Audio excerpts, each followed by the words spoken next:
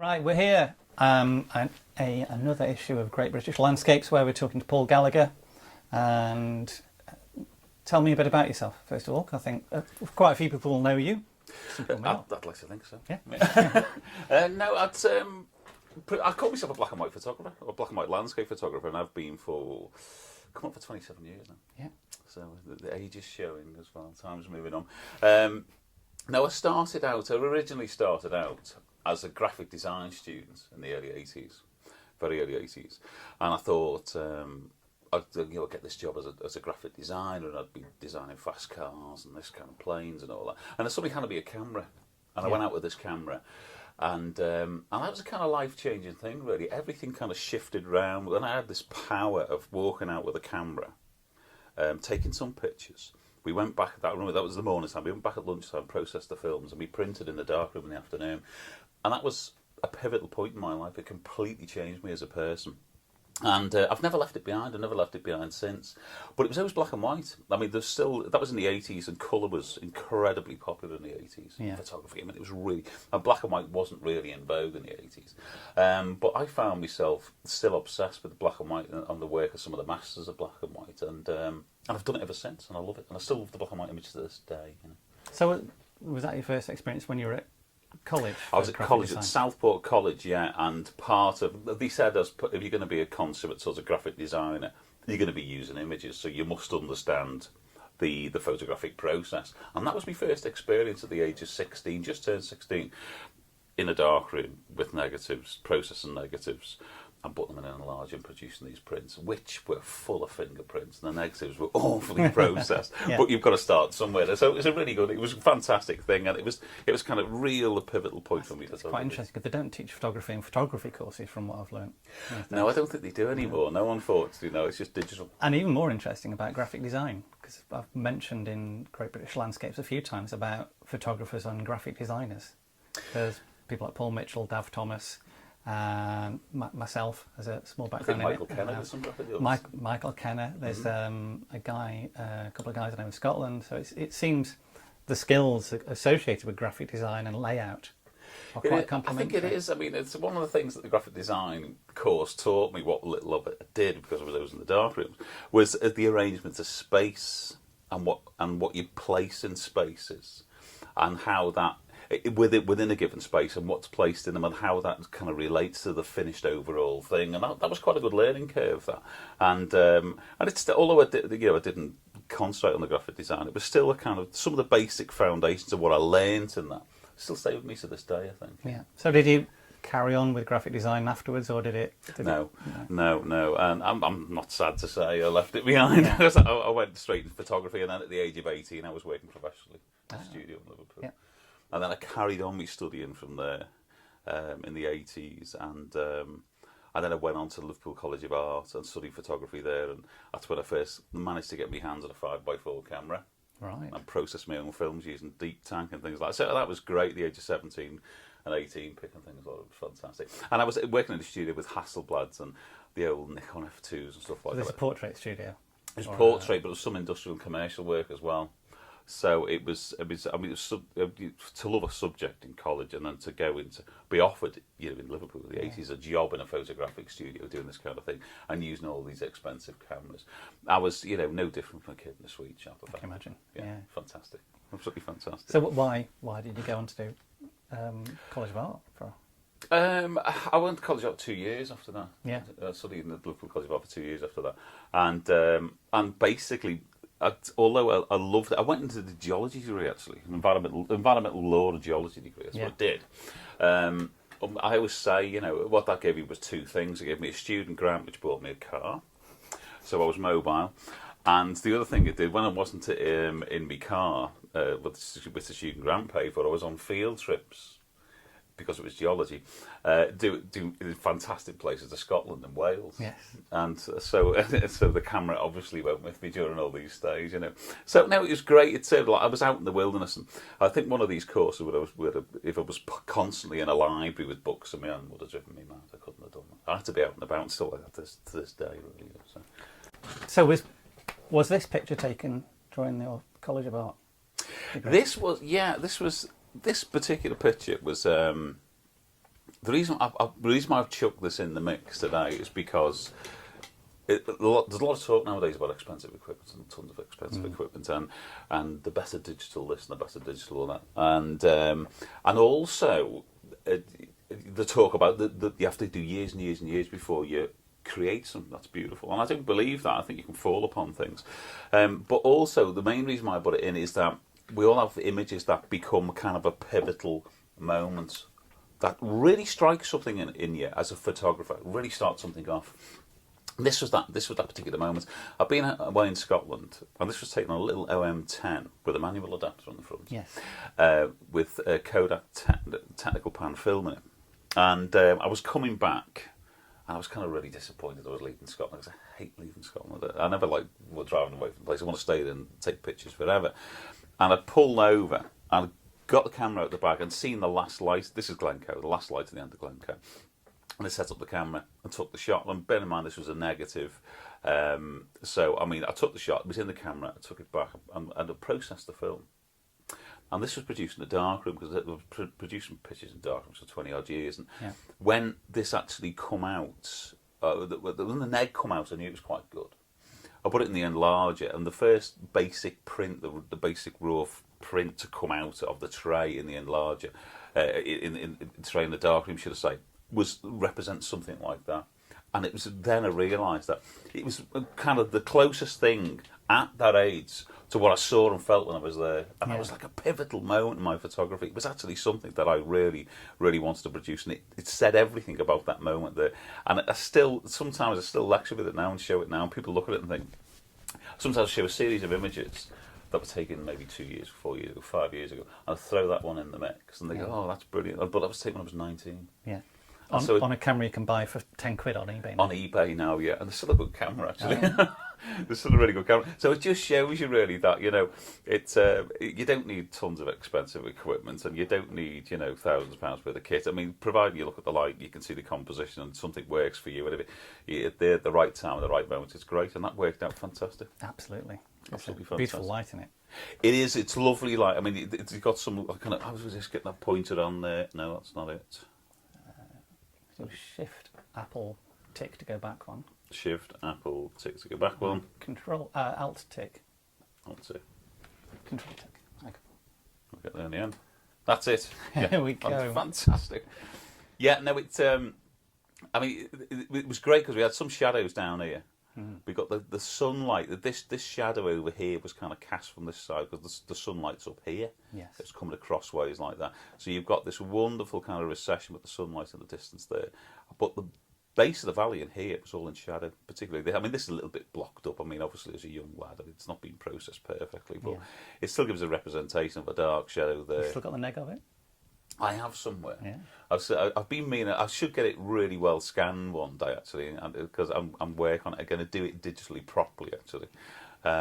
It's wonderful. It doesn't look like it's in shade there in the foreground, because presumably because of the dynamic range of neg film. Exactly. Yeah. I mean, this is shade. But what we've got here is these are some of these like kind of grassy feel here on the edge of the lock. Yeah. These were just a little bit paler, and it gives a stripe. But that was one of the compositional considerations when I was setting up the pictures. That I got this kind of line here, I got the little shimmer in the lake and the reflections there, and then just the sunlight in the distance.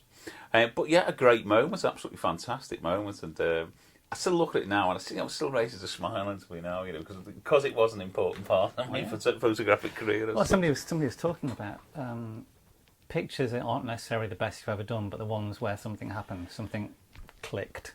It was the turning points in a career, not a career, but in an artistic path. They are. I mean, I'm still a firm believer that if you go to a lot of the pictures that worked out for me, that still resonate with me and still do something, but also connect with other people, are the ones that when I was there, I really felt something about it. I connected with the environment I was in. It might have been the wind, it might have been the cold, it might have been the beach, whatever it may be. But I had some kind of real excitement about making photographs there.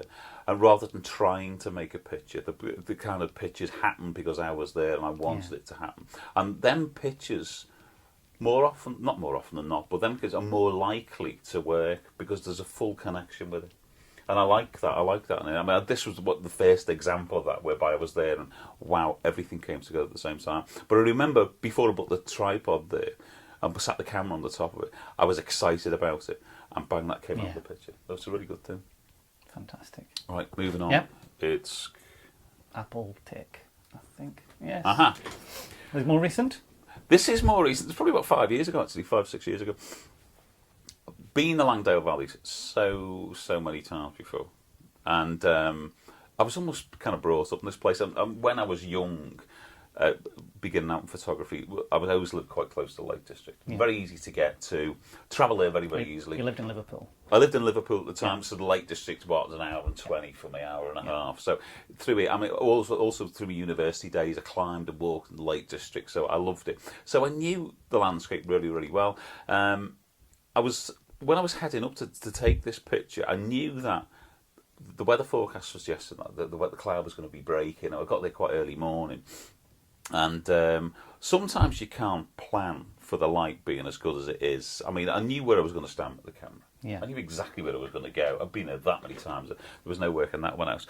And I knew that the deliberate thing was I was going to use this fence as a kind of lead-in line to go down the centre of the frame into the valley there. It was quite straightforward. Composition, it was quite straightforward. Although it's a slight crop, it was a very straightforward process. I wanted the angle of the light early morning to come across from this side and hit the front of the Langdale Fells. Through Bleatarn and Side Pack? Yeah. The Side Pack there, through Bleatarn, coming right the way across there. And but I had this layer of cloud that was hanging around. Now, when I first arrived, I didn't have this kind of beautiful theatre of light that we've got in the picture. It didn't happen. But part of being a landscaper that I've learned over the years is A, not get too disheartened too quickly and stand and wait, be a bit more patient. Yeah.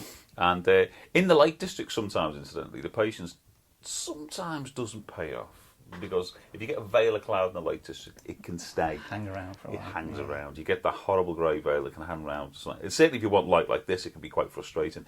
However, in Scotland, it's not. I don't believe it's the same in Scotland. It moves quicker, doesn't it? It's far more transient, the weather in Scotland. I think especially so in the Langdale, on the east side of the lakes. Yeah, it is, absolutely. But this was one of the moments whereby when I arrived, I could see the light breaking through and giving me bits of this. So it was almost kind of teasing me, you know. I was thinking, oh, if only that would just stay, and then the cloud would come over and I'd lose it again. Yeah. But the weather front was kind of moving in this direction. Anyway, I'd set up the camera and waited for it. The composition, as I say, I knew where I was going to stand. And I wanted that kind of light fantastic just to come across the whole picture. And what I was fortunate enough as to get this shaft of sunlight that came through the gap, as you say, through the Bleatarn. Yeah. I got the broken cloud above, and I got this wonderful shadow that started from this side of the valley. And the shadow extended right the way across. Even the tops of the trees were slightly shadowed. Yeah, it's peculiar, that, isn't it? I mean, that is the what's it called? The peak, the wall going over the top. Yeah, it is. Yeah, exactly. I can't remember the terminology, but I know exactly what you mean. So it was a dark cast of shadow going right the way through the middle. Now, you know, as you can plan as much as you like for sunrises and sunsets, and this was just incredibly fortunate that I was there at the right time, at the right time of day and stuff like that. And I'd set up the camera. I got this wonderful shaft of sunlight here, hitting the front of the Langdales there, and at the top here, it was quite cold. It was winter time. There was a little bit of frost on the top of the Langdale. Just getting the whitening, aren't you? Just getting the whitening there. And it was one of them really, really fortunate moments whereby, I planned to be there, but I was very, very fortunate to get that bit of light that I got on the day. So put yourself in a position where the opportunity for things to happen. Yes. Yeah, I mean, it's practice. It's absolutely true. Practice makes perfect, and but also give yourself the time, like I mentioned before. Give yourself the time. There's so many people. So would you have set up your camera there, and then just sat back and had a cup of coffee or whatever, and leave it for a bit and just watch stuff? I do, yeah. I mean, I do that. I've done it quite a lot. I mean, certainly, as I mentioned before, certainly in Scotland. Yeah. I'll set up a camera and go, well, I think that's fantastic, and I'll work with that, and I'll wait for a while. And soak up the atmosphere. It's great. You're doing two things. You're soaking up the atmosphere, and secondly, the longer you sit there, the more compositional opportunities you will notice. Yeah. If you don't sit there, the worst thing to do is just kind of fire a load of frames off on a digital camera and just run off. I'll say that one's done, because it's not. You know, that often saddens me when I see people with digital cameras and the compositions are made by holding the camera against the nose and running around like that. You can't possibly make compositions like that. You've got to kind of slow yourself down. So yeah, I sit there and I enjoy sitting there and taking me time. But I do admittedly reach a point where I start getting irritable. Yeah, getting antsy. Yeah, I start being a bit Yeah. like that, and you do start thinking. Certainly, if the light's passing over a landscape and you see it in the distance, and it's happening in the distance 4 times, you think, I should be over there actually. Maybe I should make a run for it, and that's what you. It's when you need a second large format camera to set up somewhere else for another Yeah, opportunity. exactly. That's it. Just 3 of them set up with people waiting with the cable release in the hand. In an ideal world, if only. Now you mentioned it's a very early morning. Now, a lot of people get up early in the morning to try and get the morning colour. Yeah. But obviously, No. irrelevant for black and white. No, I mean, it is irrelevant for black and white. I mean, the one thing, a lot of people ask me over the years, I mean, have you thought of doing colour? And yeah, I'm going to start out my professional career. I did colour. I love colour photography. I've got lots of friends that are pro colour photographers, and I love colour photography. What really drives me, and always will drive me, is the distinct lack of colour. And one thing when you're talking about black and white is you can't rely on colour information, obviously, because it's a black and white image. Yeah. So the only thing I learned at quite a young age is that the only thing you can rely on in black and white is luminosity. It's the light that bounces off things that will hit your sensor or your film, depending on what you're using. That's all you've got as a composition. That's all you can use, really. But in a sense, it's the truest form of photography. Because with photography, you paint with light. That's what we do. We make pictures with light. And so with removing the colour information again, it really is a great grounding for understanding what light's about. And it was very good for me as a student. And I think it's good for younger people now. If they're fortunate enough to be in a university where there is a dark room and they can do black and white, it's a great foundation for photography. And I always encourage people to, if you've not had to go with black and white, try it, because it's a great foundation for anyone's understanding of photography, understanding light. I mean, light's not everything. I mean, you can have very subdued light. You can have fantastic contrasty light, but it's not just light that makes pictures. But a basic understanding of how light bounces off things and it's your camera sensor or film is a really important part of it. And light is the balance and the weight of an image as well. Do you think it's possibly a good reminder to people, that there is a transformative power of photography? Because I think maybe people think that photography is documentary. You take pictures of what you see, and you say, I'm capturing what's out there. And then whereas black and white is obviously not that. Yeah, but to say it's the one thing I always liked about black and white is that, as I mentioned, when I was a young lad, when I was a student, is that it empowered me. I could stick a camera at anything and make a picture of it. The other thing that is an incredibly important part of black and white is the fact that it's, whether you've got a raw digital file or a raw negative file, you come back and then you can alter the tonality, that you can transform that even more so in the printing stage. And that is a really important part, because it is a transformation. It's a step away from reality even once again, because there's no colour information. You can adjust colour files or colour negatives or colour slides or whatever, scans, you can alter them, but you can only go so far before it looks jarred, it looks odd, because we rely on our colour, seeing in colour every day. So people will look at things and go, that looks a bit odd, that's not right, that. Yeah. But it was with black and white, because you're playing with tonal ranges, and ultimately black and white printing is about adjusting the tone relationships, either adjoining or as different parts of the black and white image. That's what we're trying to do, and that's what we do, either enhancing or subduing light, whichever way you decide to print a black and white picture. What we're doing is altering the tone relationships, and you can push it further than you could in comparison to a colour image. And that's another creative tool. That's a fantastic creative tool. And one of the most important bits of black and white is not standing with the camera. It's not just standing there with the camera, should I say. It's not, processing films and all that. It's what you do when you get it back, and what you do when you get it in the dark room, and what you do when you get it on your screen. And unfortunately, there's a lot of damage can be done to something that is perfectly good. Yeah. It's understanding. And it's understanding the light in the field, when you're in the landscape, and then what you do with the power of that when you get back, and how you adjust that. With yourself, how often would you look at a picture and go, I'm happy with that straight? Not very often. Yeah. Not very often at all, to be honest with you. The reason being is that I still shoot 5x4 film. Yeah. And no one's ever processed one of my films for me, I'm proud to say. I've always done everyone myself. It's probably because I'm a control freak, I don't know, but I've always I think that's part of the creative processing, black and white films. Yeah. And really, I mean, coming back to actually printing it yourself and creating it yourself is so important. And what was the question? I've forgotten. I don't know. We're just waffling, so it doesn't really matter. No. I think we're talking about the transformative power of black and white, and if you're post-processing things, how often would you get a straight picture? I think the people like Brandt, who take pictures and completely transform them. Yeah. And then when I look at a lot of black and white pictures I see on the internet that people process, and I think a lot of people go into Lightroom, make a transformation, tweak the channels maybe, and that's it. And I think very often that's possibly a weakness, because a lot of the expression in a black and white photograph seems to be that interpretation.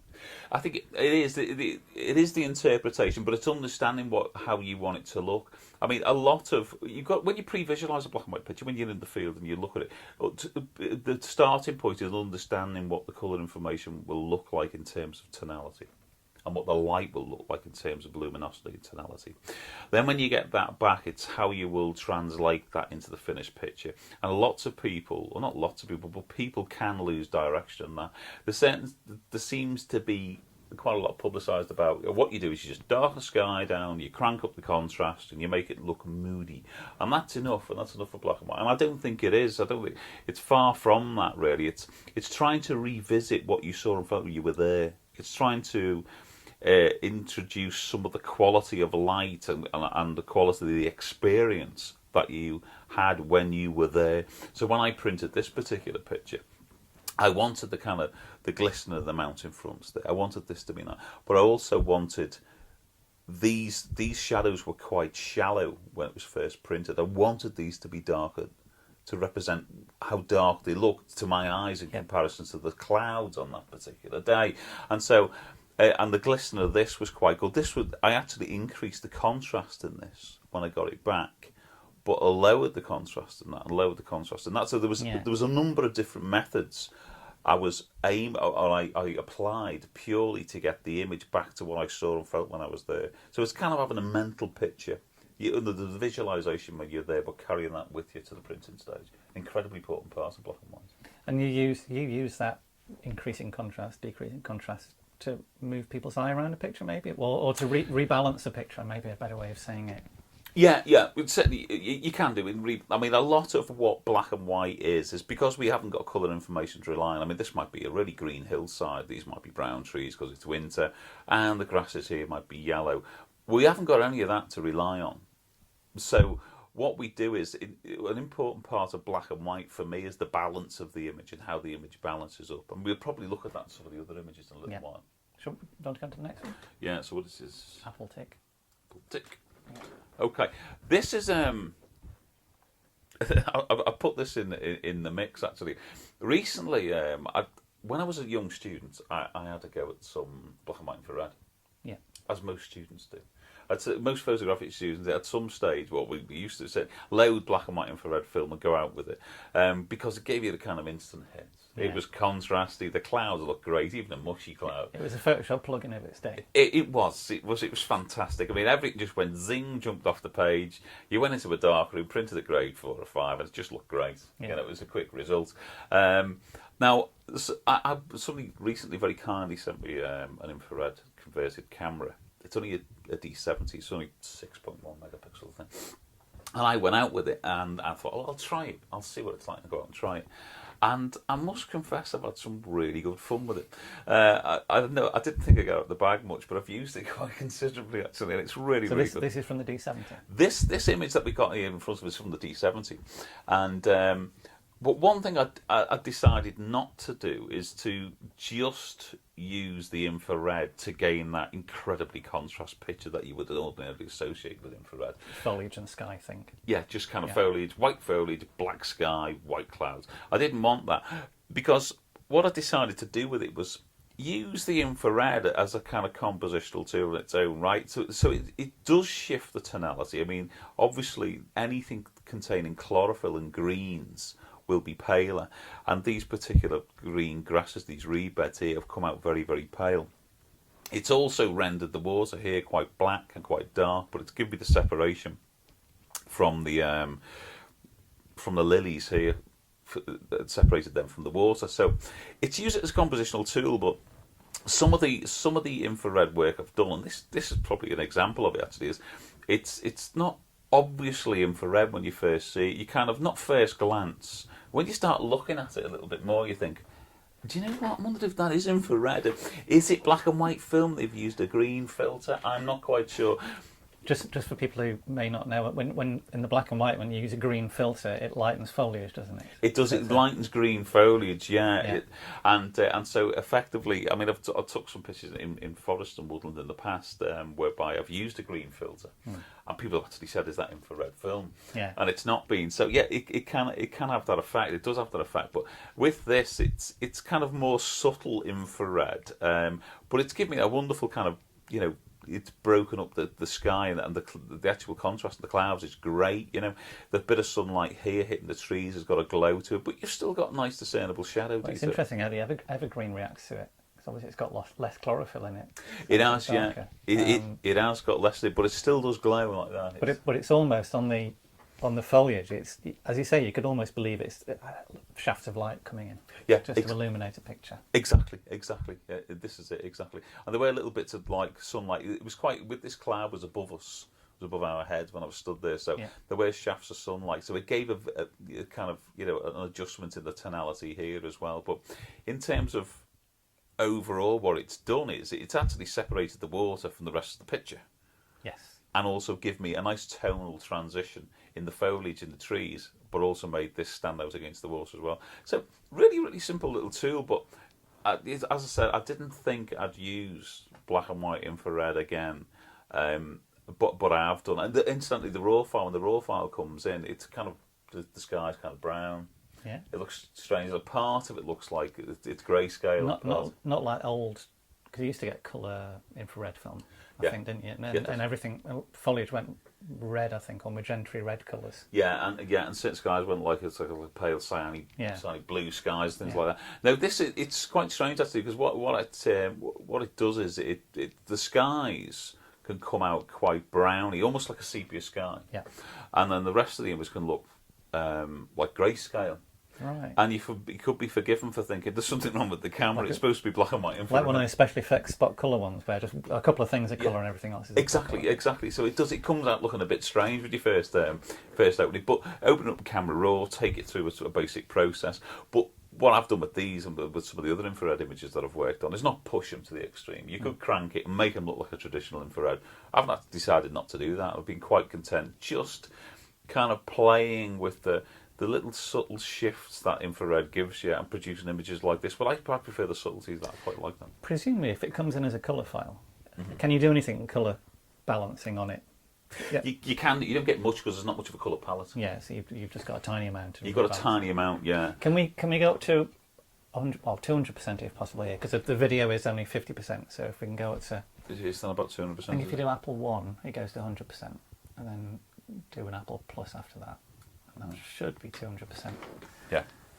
It's got a fair amount of sharpness. Presumably they take off the hot mirror, do they? And which takes away the diffusion as well, doesn't it? It does, exactly, yeah. But it's really quite strong.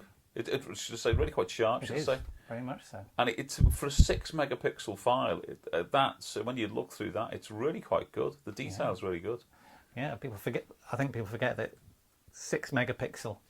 If going from 6 megapixel to 21 megapixel or 24 megapixel, it's only double the resolution. I know exactly, yeah.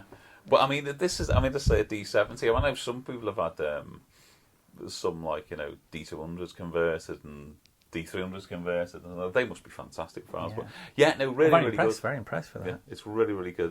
Great fun as well. It's going back to my youth, with infrared, so fantastic fun. Should we go to the next one? Indeed, yeah. What have we got next? Aha! Yes. This was an image I took at Loch na Cairnbarn, which is right up in Sutherland, in Scotland. And I've been to this loch a number of different times before. And the one thing I always advocate when I arrive somewhere is I like to kind of take my time and become familiar with what I'm actually seeing. Start making associations with the landscape that I'm trying to make photographs of. Because if you don't, I feel if you don't do that, you start taking things that become almost kind of stylized. Images that I say that'll work, that'll work, but it's not actually an association. Is that first reaction thing when you see instant stuff? You see instant stuff. You see stuff that let's be honest, most other people will see. Oh, that'll ding, ding, ding. That'll do. I'll take the picture. But it'll never be something that's kind of mind-blowing or different, The one thing I decided, the light was coming from this side, so it was coming across that way. Yeah. And obviously you can see that in the conifer plantation on the far side of the loch there. I saw no reason at all to include a sky. There was detail in the cloud in the sky, but the one thing I was fascinated with was the light coming in this direction. Now, the shape of the reed bed going away into the distance there kind of lent itself to the image. There was a certain weight at the bottom of the image here in terms of there was a lot of reeds at the bottom of the image, so that was a good bottom third. Yeah. And I had the shape going away into the distance, and also just the trees twinkling at the top of the frame there. Now, I mentioned before about kind of waiting. I'll give myself time and wait. When I first arrived there, the reeds were beautiful in their own right. As I mentioned, the sun was coming in this direction from here.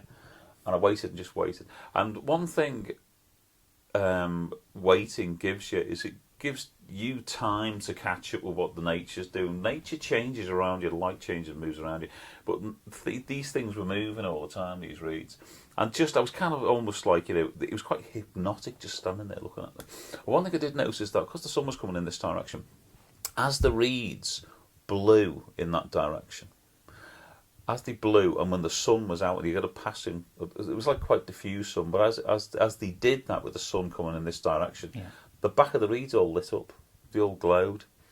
And I'd taken some images, made some compositions of the reeds in the foreground, which were I've not actually finished them all yet. But it was just this pattern, and just waiting just for that little bit of gust of light, and gust of wind, should I say, with the associated light to come in that direction.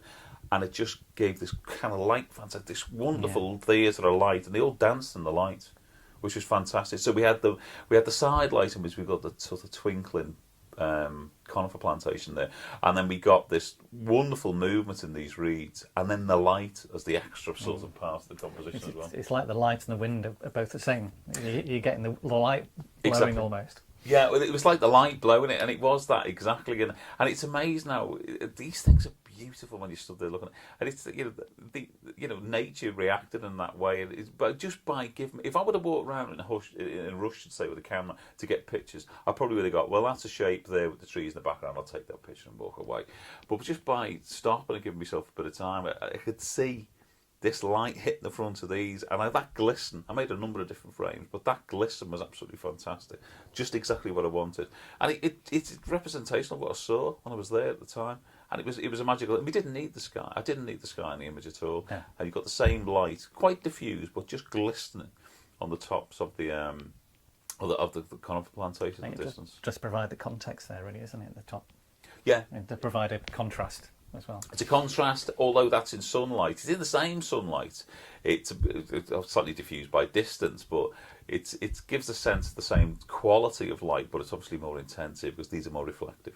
So your workflow when you get to a location, and you big rucksack, have a wander down, find somewhere that looks possible.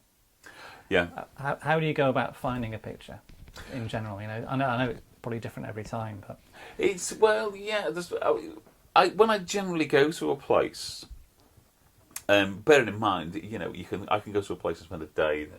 Yeah. So, so taking me time is the first most important thing, as much as I possibly can without getting irritable, as I mentioned before. But going to a place, but trying to walk around, and it's about everything. It's about the smell of it. What's the wind doing today? What's the cloud doing above us? What's at your feet? There's lots of things to consider rather than just where to place things in a frame, between the four corners of the frame. There's lots of things to consider. So I generally walk around and look at different things, but I'll try to allow myself to be influenced by them. as opposed to me arranging them in the frame of the camera. So you wouldn't necessarily walk around with a viewing card while you're doing this? No, You I've never just used a viewing card. put the bag down and just have a wander, or just I'll put the bag down and I'll have a wander around. Yeah. That's generally what I do. And sometimes I squat down on my knees, sometimes I stand up, sometimes I'll walk and stand on a boulder, just to try and get different viewpoints. And just sometimes, rather than walking around, just standing still at certain places, just kind of looking around and say, you know, what's it like here? What's this giving me? You know, really. But try and associate something with what you're looking at. Dav said something to me recently, and I've had a very similar thing. Is when I've worked on a composition before now, you've been somewhere for a while and you're underneath the dark cloth, and you take the dark cloth after you've been for a while and you look up and you start seeing compositions everywhere. Oh, you do? Because you stay in a location, you're looking around, time lets you see other things, and then revisiting the same, coming to it fresh. It's absolutely true. I mean, there's so many times I've been in the landscape, I was thinking, oh, I've struggled, but I knew there'd been something there, something quite useful. I've struggled, set up the 5/4, like you say, made a composition, spend a lot of time getting the focusing right, the exposure right, filtration, whatever it may be, took a picture, and then realised that when I've taken that picture 3 foot away, there's another great composition there, because I've given myself time to associate with what I'm stood in front of and looking at. Really important bit, and it's the very same thing happened with this. I took the kind of wider view there, which with the trees and the loch and the reeds. Then I did some close-ups of the reeds, you know, and then you can kind of get soaked up in the moment. And you might use the light, you might use the shadow at the bottom of the reeds, or just the structure of the reeds, or just the movement, whatever it may be. But there's lots of different things to explore, and it's one of them reasons why I'm sure we've all done as photographers, you know. Kind of, you know, you go to a location and the only thing that pulls me off the beach sometimes or out the forest is the fact that my stomach's rumbling. Yes. And I'm starting to get hungry because, you know, you lose track of the time. And they're the really great moments, you know, when you just literally get soaked up in the whole environment. It is amazing how your brain can see things completely differently from one moment to the next, just by changing mood or being somewhere for a while. It's absolutely true. It's absolutely. I mean, I tend to go through a kind of emotional and mental process that when I go to a location, certainly if it's the first day, I think you arrive at a location that may be beautiful, you know it's beautiful and everything's telling you it's beautiful, but you've got to do it justice. And you get this kind of pressure that you think, right, I really want to make a good picture. I really want to make this something beautiful and special. And because you're worried about making it special and the outcome, that's kind of soaking up a chunk of your brain power of just soak up the photography in its own right. Yeah. So it's actually a handicap to the process. Sometimes what I do is I try and get the first shot out of the way. I got to sacrifice a sheet. I'll go, right, I'm going to get this out of the way, get out my system, set something up, you know, not rubbish, but something half decent, and go, bang, right, okay, I've made a composition now. Right, I feel better for it. I've had a quick fix now, I feel better for it, and then move on and do something else. Yeah. And then kind of slowly but surely getting into the swing of things. But the emotional pressure of having to get something can do that. It's other things as well. It's that, you know, if you feel like you've tried to do something and the light's gone and you feel disappointed, that affects how you approach to the next 2 or 3 pictures, because you feel disappointed. It's difficult to see things after that as well. It is difficult to see things, but the other thing as well is that, as I mentioned with the first picture that we show, is that normally if you're really excited and you really feel a connection with something, all your mind is going into that one picture, and that can come out in the picture. They for me tend to be the hit pictures, the ones that work. So if I've been disappointed with a number of 1 or 2 exposures, think, oh, it's not quite worth it, or I've lost the light, I'm quite conscious of the fact that I don't want that to affect me connecting with other parts of the landscape that I'm studying. And so it's I don't know, it must be a bit like playing golf, really. You have one bad shot, it can ruin your game. Not that I've ever played golf successfully, mine, but you know. But no, so it's you know, it is an important thing. But it's certainly just that connection, and this was giving myself time to have that connection. And I went off quite a happy man after doing a few shots of reeds. There was plenty more there to photograph as well.